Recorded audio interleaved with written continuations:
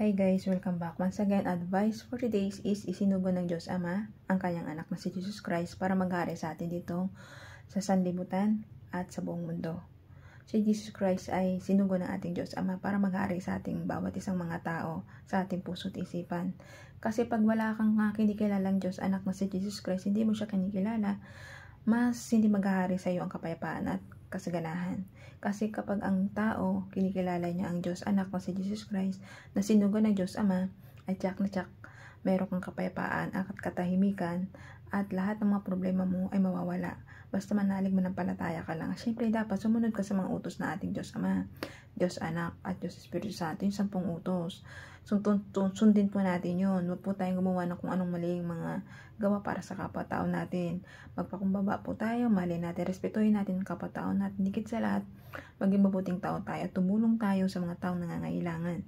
Kapag isa kang tao, mabuting tao at hindi na muling nagawa ng anumang kasalanan para sa kapwa-tao mo at naglilingkod ka para sa kapwa-tao mo, ay magiging kalugod-lugod ka sa ating Diyos anak na si Jesus Christ kasi naniniwala na nananampalataya ka para sa Kanya. Siyempre, ang Diyos anak ang magliligtas sa atin sa ating mga kasalanan. O sa magsisika at magbago ka at tinatalikuran mo na to at nagawa ka na lang ng ikabubuti ng kapwa-tao mo at nag-iisip na ikabubuti ng kapwa-tao mo, lalong-lalo na nagiging mabuti kang anak at mapagmahal at marespeto sa magulang mo at tsak na tsak, i-bless ka niya. O sa isang tao, marunong lahat ng yon, tinutupad niya lahat ng utos ng Diyos Ama, Diyos Anak at Diyos Espiritu Santo, tsak na tsak maliligtas ang buhay mo, ang kaluluwa mo sa impyerno. Ikaw na taong mabuting tao, palagi mo lang isipin na meron kang Diyos Anak na si Jesus Christ na sinugo ng Diyos Ama para maligtas tayo, para magkaroon ka ng kapayapaan, katahimikan dyan sa puso't isipan mo. At siyempre, kapag mabuti kang tao, i-bless ka niya, ang buhay mo magiging sagana at puno ng saya.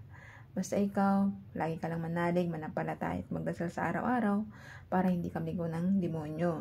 Kasi pagka kulang tayo sa pananalig, pananampalataya at magdarasal sa ating mga Diyos, Diyos Ama, Diyos Anak at Diyos Espiritu Santo, naliligaw tayo eh. Kailangan lang po natin patatagin at ang ating pananalig sa ating Diyos Anak, Diyos Ama, Diyos Anak at Diyos Espiritu Santo para magkaroon tayo ng mapayapang buhay at katahimikan at magkaroon tayo ng peace of mind.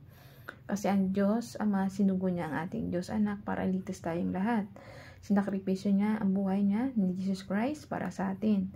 Diba? Napaka-bless natin.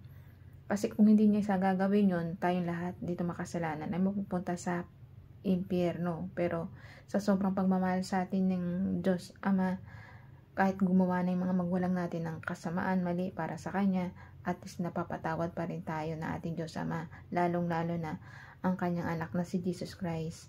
Lalong-lalo na kapag ikaw ay isang taong tinatalikuran na yung mga kasalanan na nagawa mo at hindi ka na bumabalik doon at gumagawa ka na lang ikabubuti ng kapwa-tao mo at nag-iisip ka, at tsak na tsak ang kaligtasan mo.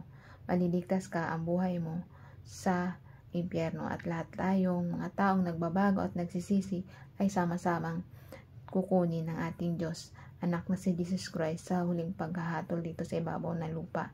Kaya habang maaga pa, magsisi ka na at magbago na. Kaya hanggang dito na lang pa aking advice. Ingat po tayong lahat and God bless.